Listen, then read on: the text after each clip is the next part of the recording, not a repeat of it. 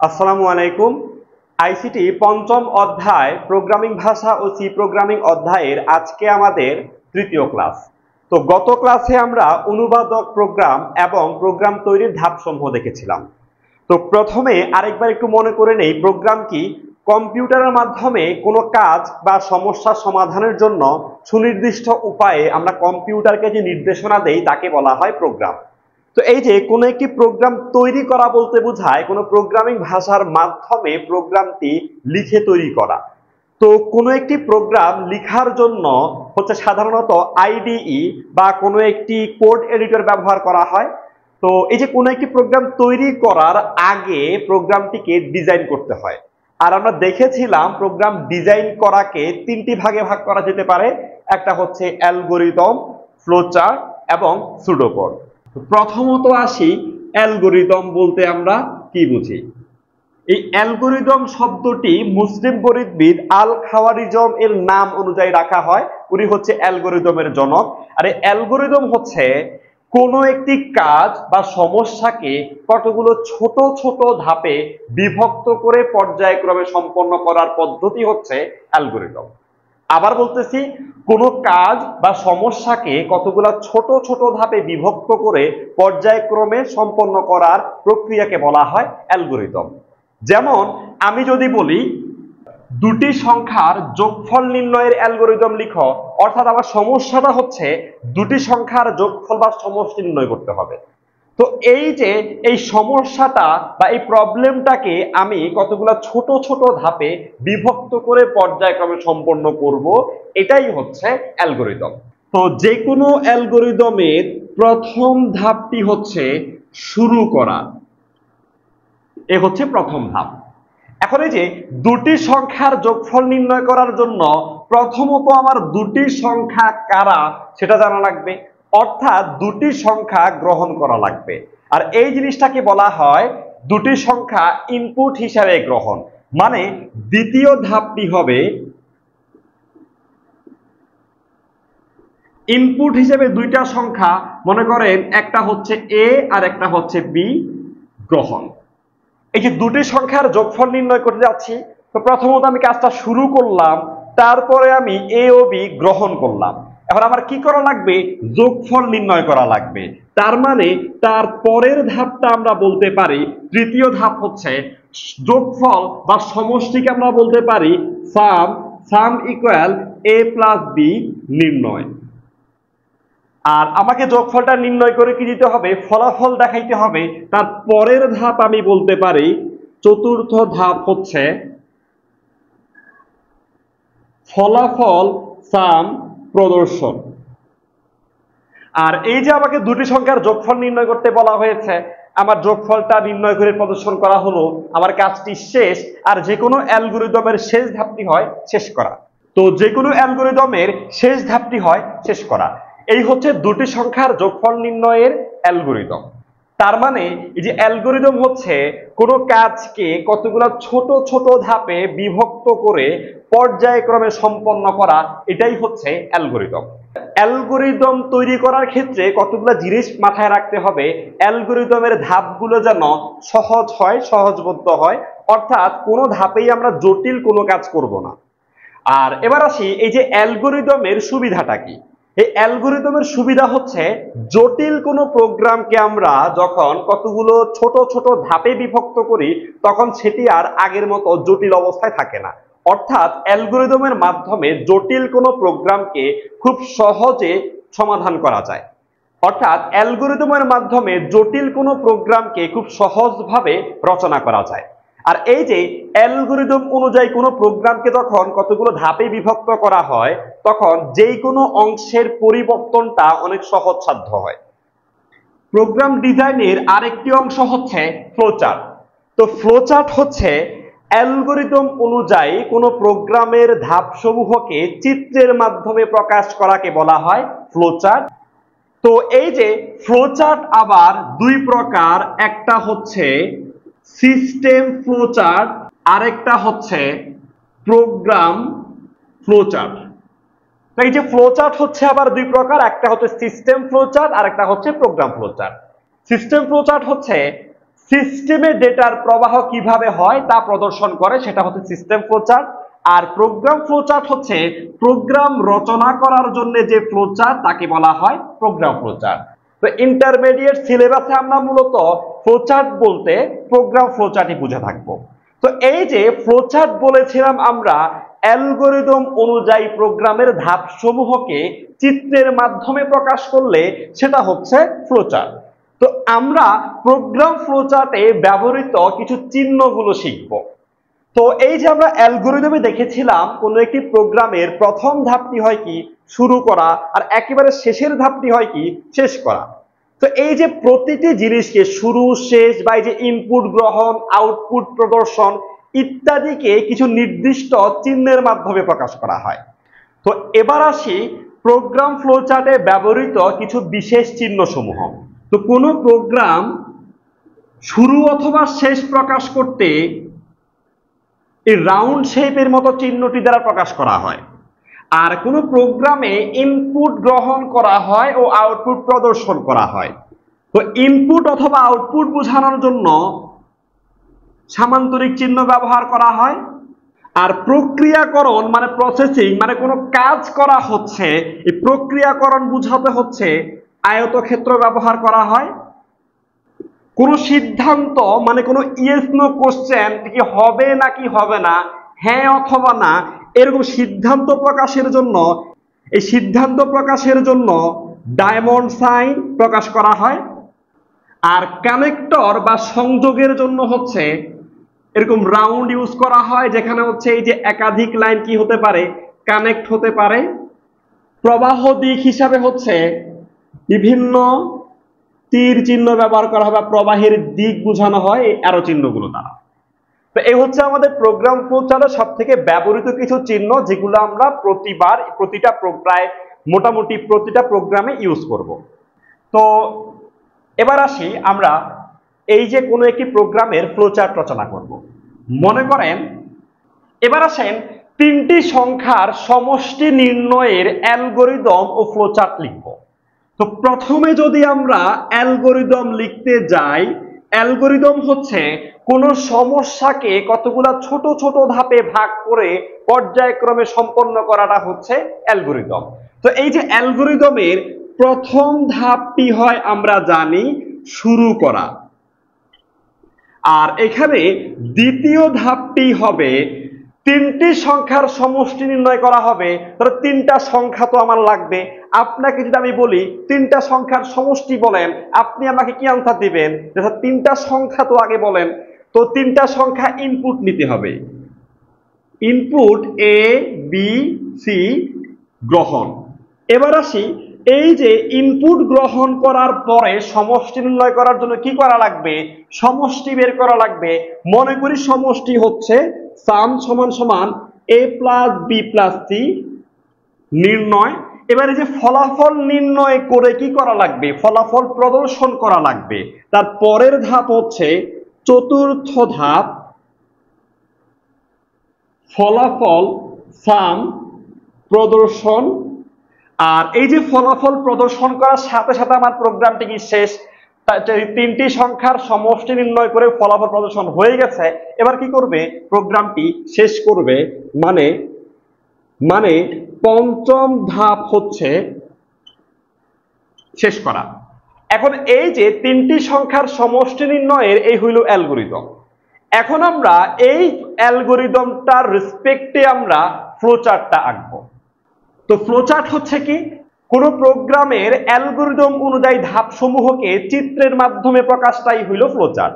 তো একটু আগে আমরা দেখেছি শুরু অথবা শেষ করার জন্য হচ্ছে একটা রাউন্ড শেপ। তো আমরা ইংলিশে লিখতেছি এ হইল স্টার্ট, এ হইল শুরু বা স্টার্ট।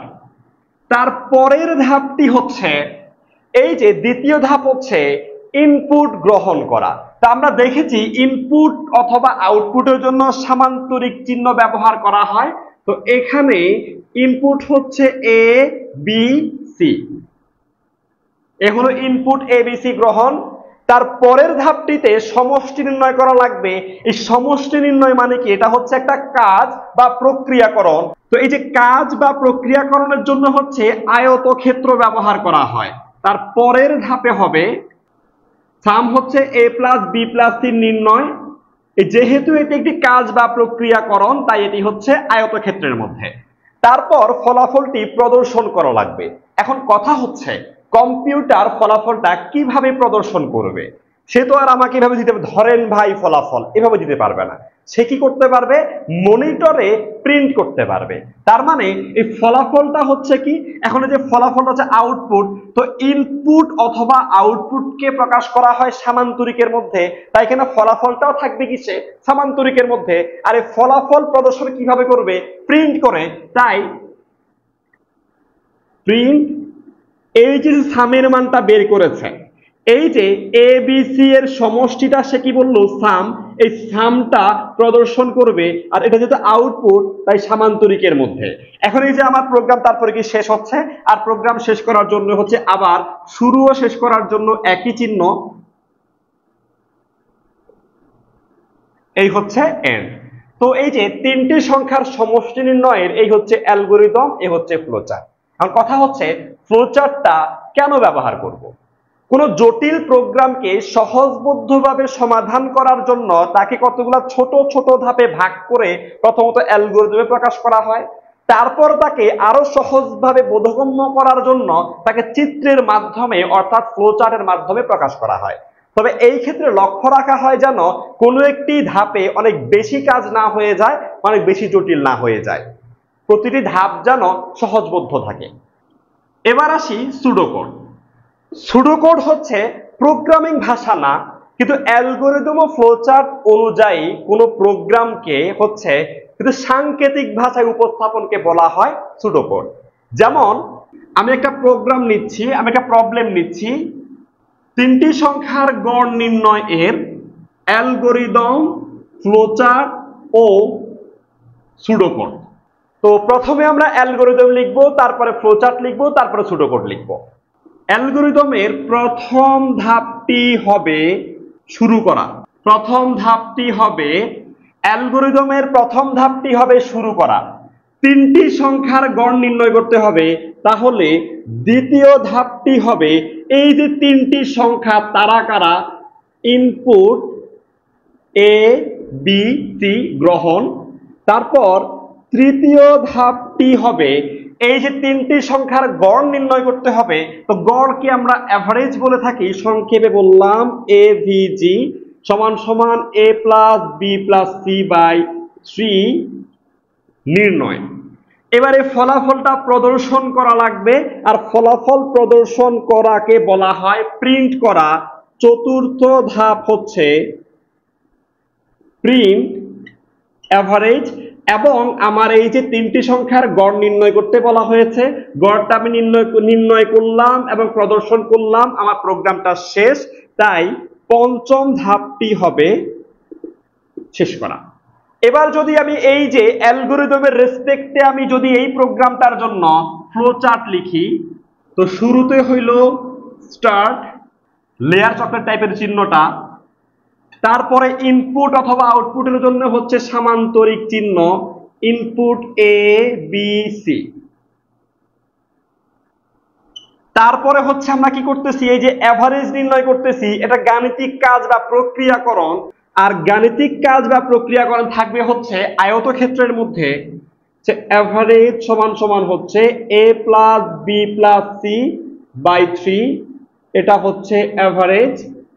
আর তারপরে ফলাফল প্রদর্শন করার জন্য হচ্ছে ফলাফল প্রদর্শনে প্রিন্ট এভারেজ মানে ফলাফল প্রদর্শন করা হবে, আর ফলাফল প্রদর্শন মানে আউটপুট, ইনপুট আউটপুটকে রাখা হয় সামান্তরিকের মধ্যে, আর তারপরে প্রোগ্রাম শেষ হবে শুরুর মতো চিহ্ন দিয়ে। এই হচ্ছে প্রোগ্রামটির অ্যালগরিদম, এই প্রোগ্রামটির ফ্লোচার্ট। এবার আসি আমরা সুডোকোডটা কিভাবে লিখব। তো প্রথমত হচ্ছে স্টার্ট, তারপরের ধাপ হচ্ছে ইনপুট গ্রহণ, ইনপুট এবিসি। তার পরের ধাপটা হচ্ছে এভারেজ নির্ণয় A plus B plus C by 3, তারপরে ফলাফল প্রদর্শন প্রিন্ট এভারেজ, এবং প্রোগ্রামটা শেষ এন্ড। তো সোজা কথায় এই যে এখানে এই প্রোগ্রামটার জন্য, যেহেতু এটা একটা সরল প্রোগ্রাম, এই সরল প্রোগ্রামটার জন্য অ্যালগরিদম, ফ্লোচার্ট ও সুডোকোডটা মোটামুটি প্রায় জিনিসগুলা, মূল থিমটা মোটামুটি কাছাকাছি। কিন্তু আমরা যদি জটিল প্রোগ্রামের দিকে যাই তখন আমাদেরকে অ্যালগরিদম এবং ফ্লোচার্টটা আরো অনেক বেশি হেল্প করবে প্রোগ্রামটি সমাধানের ক্ষেত্রে। এবার আমরা একটা প্রবলেম নিয়েছি সেলসিয়াস তাপমাত্রাকে ফারেনহাইটে প্রকাশের অ্যালগরিদম ও ফ্লোচার্ট। এখন তাপমাত্রা কি? তাপমাত্রা হচ্ছে কোন বস্তুর তাপীয় অবস্থাকে আমরা তাপমাত্রা দ্বারা প্রকাশ করি। যেমন আজকের তাপমাত্রা হচ্ছে 36 ডিগ্রি সেলসিয়াস। এখানে এই যে বালতির মধ্যে যে পানি রাখা আছে, এই পানির তাপমাত্রা হচ্ছে 70 ডিগ্রি সেলসিয়াস। এই যে এটা হচ্ছে কি তাপমাত্রা। তো এই যে তাপমাত্রা প্রকাশ করতে গেলে আমরা কতগুলো স্কেল ইউজ করি, এদের মধ্যে আমরা সবথেকে বেশি ইউজ করি, তো তাপমাত্রা পরিমাপক অনেকগুলো স্কেল আছে, যেমন সেলসিয়াস, ফারেনহাইট, কেলভিন। এই সেলসিয়াস তাপমাত্রাকে প্রকাশ করা হয় ডিগ্রি সেলসিয়াস দ্বারা, ফারেনহাইট তাপমাত্রাকে ডিগ্রি ফারেনহাইট দ্বারা এবং কেলভিন তাপমাত্রাকে কেলভিন দ্বারা প্রকাশ করা হয়। তাপমাত্রার এসআই একক যদিও কেলভিন, তবে আমরা দৈনন্দিন জীবনে সেলসিয়াস ও ফারেনহাইট তাপমাত্রা এই দুইটা সবথেকে বেশি ব্যবহার করি। তো এই যে সেলসিয়াস ও ফারেনহাইট তাপমাত্রার মধ্যে একটা সম্পর্ক আছে, তা আমরা এখানে সেলসিয়াস ও ফারেনহাইট তাপমাত্রার সম্পর্ক নিয়ে কাজ করব। এই সেলসিয়াস ও ফারেনহাইট তাপমাত্রার একটি সম্পর্ক আছে। সম্পর্কটি হচ্ছে C/5 F - 32/9। তো এখানে আমার সেলসিয়াস তাপমাত্রা হচ্ছে C আর ফারেনহাইট তাপমাত্রা হচ্ছে F। যদি আমাকে সেলসিয়াস তাপমাত্রা C এর মান দেওয়া থাকে, আমরা ফারেনহাইট তাপমাত্রা F এর মান বের করতে পারবো। একইভাবে আমাদেরকে ফারেনহাইট তাপমাত্রা F এর মান দেওয়া থাকলে আমরা সেলসিয়াস তাপমাত্রা C এর মান বের করতে পারবো। এখন আমাদেরকে এখানে প্রবলেমটি হচ্ছে সেলসিয়াস তাপমাত্রাকে ফারেনহাইটে প্রকাশ করতে হবে। মানে সেলসিয়াস তাপমাত্রা দেওয়া আছে, ফারেনহাইট তাপমাত্রাটা নির্ণয় করতে হবে। তাহলে আমাদের এই প্রবলেমটার জন্য সূত্রটা হবে এইভাবে। আমি যদি এখানে পক্ষান্তর করি F - 32 = 9C/5, এই যে -32 ওই পাশে গেলে কি হবে, বা F = 9C/5 + 32। এই যে ইকুয়েশনটাতে আমি সেলসিয়াস তাপমাত্রার মান বসিয়ে আমি ফারেনহাইট তাপমাত্রাটা নির্ণয় করতে পারবো। এখন কথা হচ্ছে এই যে জিনিসটাকে, এই ইকুয়েশনটাকে আমি কম্পিউটারের কিবোর্ডের মাধ্যমে কিভাবে লিখব। তো এই জিনিসটাকে লেখা যাবে এভাবে, F = 9 × C। এখন ব্যাপারটা হচ্ছে যে স্যার এখানে এটা ইনটুটা এইভাবে কেন দিয়েছি? কারণ কিবোর্ডে তো আমি ইনটু পাবো না, আমি তো তাকে স্টার দিয়ে লিখতে হবে। 9 × C/5 + 32। চাইলে জিনিসটাকে এইভাবে না লিখে এইভাবেও লেখা যেত, 9/5 × C + 32। দুই ক্ষেত্রেই সে একই অর্থ বহন করত। তার মানে আমাদেরকে এখন হচ্ছে কি করা লাগবে, সেলসিয়াস তাপমাত্রাকে ফারেনহাইট তাপমাত্রায় প্রকাশ করা লাগবে। প্রথমত আমার সেলসিয়াস তাপমাত্রাটা জানা লাগবে, ওই সেলসিয়াস তাপমাত্রাটাকে C এর জায়গায় বসিয়ে এই ইকুয়েশন থেকে আমি F এর মানটা বের করব। তো প্রথমত আসি অ্যালগরিদম। তো অ্যালগরিদমের প্রথম ধাপটি হচ্ছে শুরু করা, দ্বিতীয় ধাপটি হচ্ছে এই সেলসিয়াস তাপমাত্রাকে ফারেনহাইটে প্রকাশ করা লাগবে, অর্থাৎ সেলসিয়াস তাপমাত্রাটা ইনপুট নিতে হবে। ইনপুট C, এই C বলতে আমি সেলসিয়াস তাপমাত্রা বোঝাচ্ছি। আর তৃতীয় ধাপ হচ্ছে এই যে সেলসিয়াস তাপমাত্রাটির মান আমি C হিসেবে ইনপুট নিয়েছি, এই C এর মান বসিয়ে আমি ফারেনহাইট তাপমাত্রা F এর মান নির্ণয় করব। মানে F = 9/5 × C + 32 এটা নির্ণয় করব। তো এই যে এখানে ইনপুট হিসাবে তো সেলসিয়াস তাপমাত্রা C এর মান গ্রহণ করেছি, এই C এর মানটা এখানে বসালে আমরা ইকুয়েশন থেকে ফারেনহাইট তাপমাত্রাটা পেয়ে যাব। এবার হচ্ছে ফারেনহাইট তাপমাত্রাটা প্রদর্শন করব। চতুর্থ ধাপ হবে প্রিন্ট F এবং আমাদের প্রোগ্রামটি শেষ। মানে পঞ্চম ধাপটি হবে শেষ করা। তো এই যে অ্যালগরিদম যেহেতু পারছি, আমরা এটার হচ্ছে কি ফ্লোচার্টটাও পারবো। ফ্লোচার্টটা কেমন হবে? ফ্লোচার্ট হবে প্রথমে হবে স্টার্ট, তারপরে হবে ইনপুট, সেলসিয়াস তাপমাত্রাটা ইনপুট নিচ্ছি, আর ইনপুট আউটপুটকে সামান্তরিকের মধ্যে রাখতে হয়।